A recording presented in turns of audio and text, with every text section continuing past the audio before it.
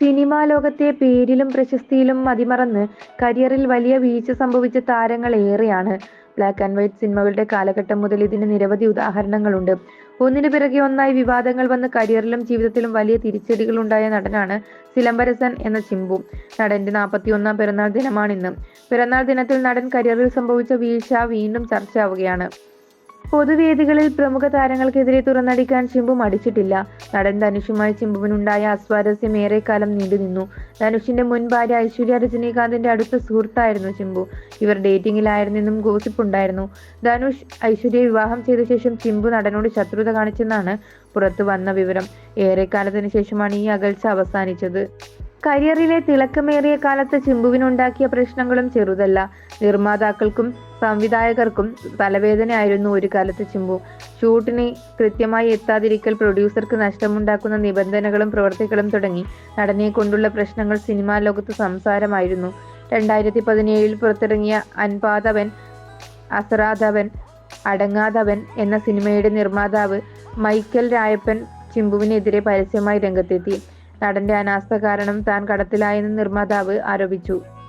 ഷൂട്ടിങ്ങിന് കൃത്യമായി എത്തിയില്ല, ഡബിങ്ങിന് സ്റ്റുഡിയോയിൽ വരാൻ തയ്യാറാകാതെ സ്വന്തം ബാത്റൂമിൽ നിന്ന് ഡയലോഗ് റെക്കോർഡ് ചെയ്തു തുടങ്ങിയ ആരോപണങ്ങളാണ് നിർമ്മാതാവ് ഉന്നയിച്ചത്. സിനിമയുടെ സംവിധായകൻ അതിക് രവിചന്ദ്രനും ചിമ്പുവിനെതിരെ സംസാരിച്ചിട്ടുണ്ട്. നടനെക്കുറിച്ചുള്ള വിവാദങ്ങൾ കാരണം ഒപ്പം അഭിനയിക്കാൻ നായികമാരാരും തയ്യാറായില്ല. ഇത് കാരണം ഷൂട്ടിങ്ങിന് 2 മാസത്തോളം നീണ്ടുപോയി.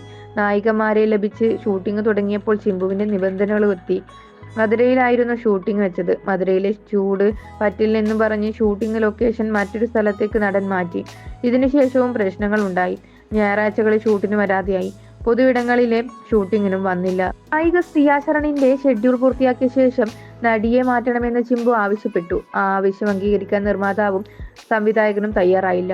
ഷൂട്ടിംഗ് ദുബായിൽ നിന്നും ലണ്ടനിലേക്ക് മാറ്റണമെന്ന് ആവശ്യപ്പെട്ടു. ചിമ്പുവിന്റെ നിബന്ധനകളിൽ സഹിക്കെട്ടാണെങ്കിലും ഷൂട്ടിംഗ് പൂർത്തിയാക്കി. പക്ഷേ കനത്ത നഷ്ടമാണ് ഈ ചിത്രം നിർമ്മാതാവിന് ഉണ്ടാക്കിയത്. പരാതിയുടെ അടിസ്ഥാനത്തിൽ ചിമ്പുവിന് സിനിമാ ലോകത്ത് നിന്ന് വിലക്ക് വന്നു. ഇതിനിടെ കരിയറിൽ വലിയ വീഴ്ച ചിമ്പുവിന് സംഭവിച്ചു. വണ്ണം കൂടിയതോടെ നടൻ സ്ക്രീൻ പ്രസൻസ് നഷ്ടപ്പെട്ടു.